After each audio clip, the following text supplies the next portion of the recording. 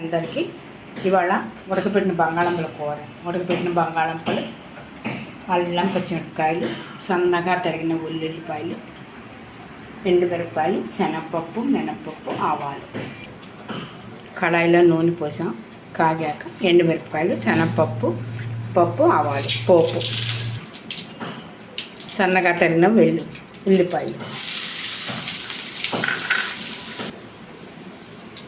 సన్నగా తరిగిన అల్లం, పచ్చిమిరపకాయలు, ఉడకబెట్టిన బంగాళంపలు,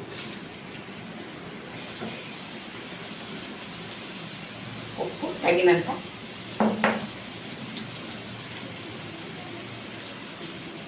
పసుపు,